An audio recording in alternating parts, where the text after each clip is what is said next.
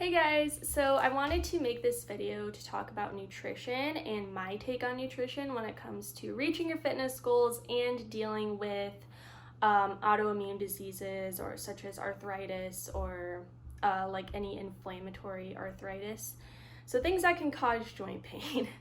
Don't mind Rosie here, she is just chilling. I have very little confidence she'll move, so hopefully she stays in place. So my approach to nutrition is through flexible dieting, and you may already know this from my Instagram. I talk about it a lot, both Instagram and Facebook, and this is what I have my clients follow as well, and that's because it is the most sustainable way of dieting I have ever experienced. And what is flexible dieting? So basically you can eat what you want while following a certain number of calories and macros per day. And I don't mean like you can eat whatever you want, like you should just ball out and like eat a bunch of junk food and shit all day, because that's not right and that's not going to give you the results. You definitely want to eat mostly nutrient dense foods as opposed to mostly junk foods. So it's a balance, but it's possible to reach your fitness goals even while eating Oreos like every few days or so, because I can't live without Oreos. So like, why would I follow a diet that makes me cut them out, you know? What I mean by macros, what is a macronutrient? So that's protein, carbs, and fat, and these three things make up the bulk of basically every food that you eat. And they all have functions in the body, so you don't really want to cut one of them out.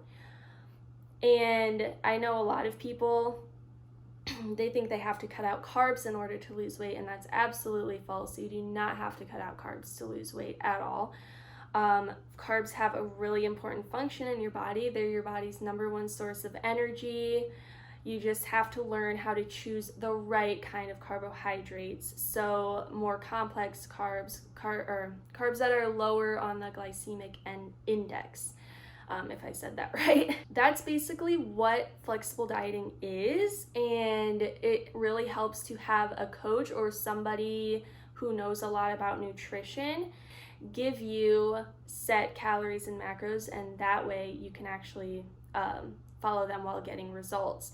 And you can calculate your own too. I can probably make a separate video about that if like enough people are interested in flexible dieting, but it really depends on so many things, like whether you're male or female, your age, your height, your weight, your body composition, your metabolism, your activity level, like so many things. Like I don't even want to list them all. Anyways, my take on nutrition is flexible dieting, and I've already kind of explained what that is, and now I'll tell you why I think that that's the best way to go. So first of all, it is very sustainable. It is the most sustainable way of dieting I have ever experienced, and I've already said that once. But that's because you're not cutting out food groups. You can still eat basically anything. Like, you're not cutting out certain foods, so you don't have to go to a restaurant and say like, oh, I really can't have cheese or dairy, or I can't have gluten, I can't have bread, I can't have like sauces or whatever it is. Like, it's not a meal plan that cuts out these certain foods. Now, if you are intolerant or allergic to certain foods, yes, you should definitely cut them out, but cutting out foods for the purpose to lose weight or to get fitness results is not sustainable in my opinion. Plus, you're able to satisfy cravings. So if you want an Oreo, you can have it. You don't have to feel guilty about it. You're still going to reach your fitness goals, and you can adapt it into your lifestyle. And that's why it's called flexible dieting, because you can be flexible with it. So it's not like a super strict set in stone thing. It's adjustable. It is like you can design your own meal plan, whatever you want to eat.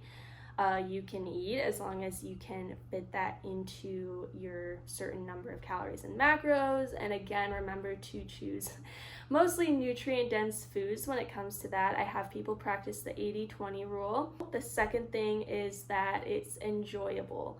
So you don't have to give up your favorite foods. You don't have to tell everybody like, oh, I can't eat this, I can't eat that, because in reality you can. You just have to watch your portions and be smart about nutrition and know more about like how many calories are in certain foods, how many grams of protein, how many grams of carbs or fats are in those certain food, and how many are you allotted each day.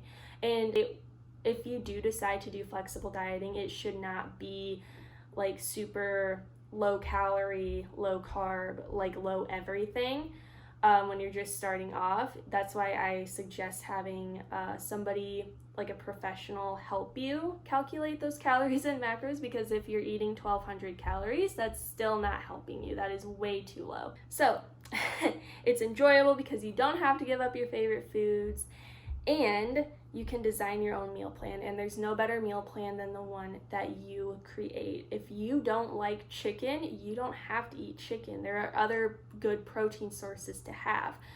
You don't have to eat from a certain list of foods. You can choose what kind of foods that you like and what kind of recipes you like and fit that into your daily meals.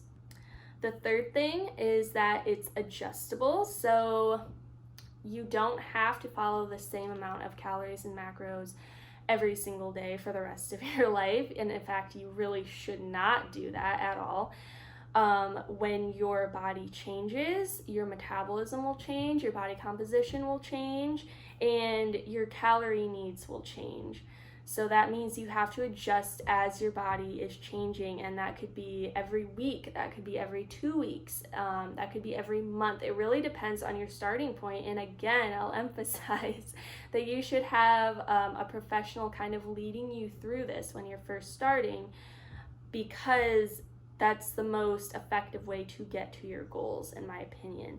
And again, this whole video is just about my opinion, so I don't even really have to say it, but I'm going to anyways, I guess. So it shouldn't stay the same forever. It's adjustable. You can adjust to your activity level and all of that. So it's not like you're sticking with 1,800 calories for the rest of your life and like 120 grams of protein. Like, all of that will change, and it should. I want to go off of that. Now I want to talk about my thought on restrictive diets. And there are so many restrictive diets out there, like so many fad diets. And the one that I kind of want to just beat up on, I guess, is the AIP diet, which is the autoimmune protocol. I don't agree that this is the perfect diet to follow when it comes to, like, if you have rheumatoid arthritis, especially. I can't really say for every autoimmune disease, but I have done pretty good research on like the correlation with the AIP and having RA. So first of all, if you don't know what the AIP diet is, basically you're very, very, very limited to very little amounts or very little types of foods. So the idea is to eliminate all foods that could trigger like an immune response. There's so many foods that you can't have when you're on the AIP diet. So I found the list. You cannot have grains, legumes, no dairy, no processed foods at all, no refined sugars, no seed oils, so that means no vegetable oils or canola oils, no eggs, no nuts, no coffee, no chocolate, no spices. I don't know which kinds of spices exactly, but there are certain spices that you can't have. Nightshade vegetables, so that means tomatoes, potatoes, potato, peppers, no gum, no food thickeners. Yeah, so you don't have a lot of options there. The reason why I disagree with the AIP diet is because, one, there's no strong evidence that it does cure rheumatoid arthritis. If it helps you somehow, that's awesome. I don't want to push that on people, because if you don't know a lot about nutrition, oh my goodness, she's dreaming and she just scared me. If you don't know a lot about nutrition and you go into this diet thinking that you need to do it and it's going to cure you, you are probably more likely to be malnourished and develop some disordered eating habits because of the extensive list of foods you cannot have than you are to make your rheumatoid arthritis better.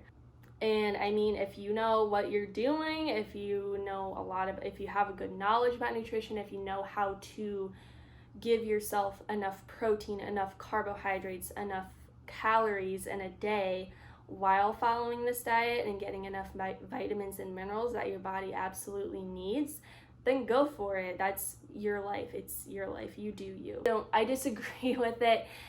That's my own opinion, so don't attack me for it, and I don't want to push that onto other people. Obviously, if food is a trigger for you, then I think that that's a different story, but for a lot of people, food really isn't a main trigger. So there's no need to follow a restrictive diet when you get diagnosed with RA, because it's not going to help very much. So that is my thoughts on the AIP diet. And for restrictive diets in general, it's absolutely not needed in order, like, for weight loss or gaining muscle or whatever it is that you want to accomplish. First of all, restriction makes you want it more, and that's just psychology. When you tell yourself that you can't have something, your brain just wants it more. And then when you do kind of go off plan and eat what you can't have, you feel guilty about it, which causes you to feel bad about yourself. And it's just a cycle, and it's not really helping your self-image at all. And the point of fitness is to help you to feel more confident in yourself and in your body. So you shouldn't go through a cycle where you just feel bad all the time about yourself and for eating an Oreo or whatever it is, because 100% clean eating is not sustainable, and you don't need to do it in order to get like really good results. So those are my thoughts on nutrition. If you have any questions about it, please comment down below. Thank you so much for watching. Again, I'm not a dietitian. I'm a certified personal trainer, and I just have done my own research, and I have my own knowledge and experiences with the nutrition. So if you do have like really specific or extensive questions about nutrition, I can probably help, but I would suggest consulting a dietitian or even like a medical professional. So if you have a feeling that food is a trigger for you, and then I would definitely try to seek medical help in that regard. So thank you so much for watching, and please like and subscribe if you want to see more videos, leave me suggestions, all of that good jazz. So thanks, bye.